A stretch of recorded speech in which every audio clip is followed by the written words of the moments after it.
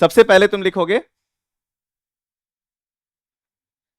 let the numbers be, let the numbers be 2p, 3p, right और wrong? 2p, 3p यही होगा, 2:3 का ratio है तो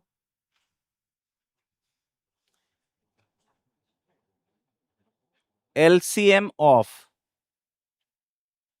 2p, 3p, p तो कॉमन फैक्टर है और 2 और 3 में दोनों प्राइम्स लेने होंगे, 6p and HCF of 2p, will be p. अब आपको निकालना है इक्वेशन एज वी नो।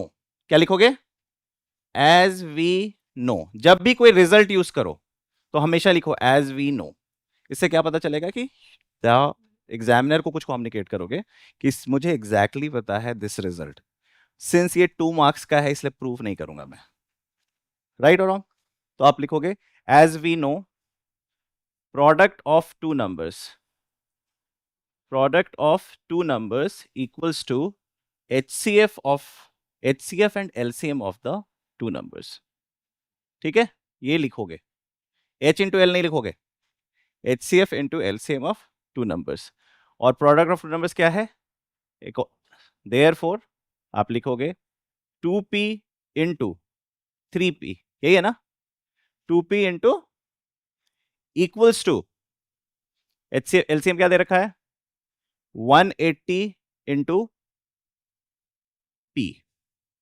यहां से क्या निकल के आएगा?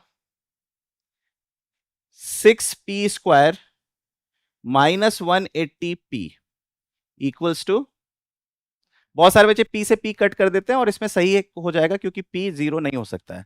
बट अब आप क्वाड्रेटिक इक्वेशन से इंट्रोड्यूस्ड हो गए हो, इक्वेशंस के नुआंसेस समझते हो, तो हम ऐसी गंदी आदत नहीं पालेंगे। क्योंकि अभी तो मार्क्स मिल जाएंगे लेकिन 11th 12th में फंसना शुरू हो जाओगे कि तो ये काटने वाली आदत इक्वेशंस की जो हम काटते ना x को x से, वो हमें ऑल टुगेदर छोड़ देनी चाहिए। ये तुम्हें शायद अभी नहीं समझ में आएगा, 11th में शायद समझ में आएगा जब तुम्हें बहुत सारे नुआंसेस, या इनफैक्ट जो बच्चे आए क्योंकि क्लासेस कर रहे थे तो उन्होंने इस बात को काफी अच्छे से अब समझा था। तो 6p स्क्वायर माइनस 180p, यहां से कॉमन क्या निकालोगे? 6p into p minus equals to 0, और फिर लिखोगे p इक्वल्स टू 0 और p is equal to, but p can't be equal to, therefore p is equal to 30 is the accepted solution। but question क्या पूछ रहा है? HCF, therefore HCF would be क्या है?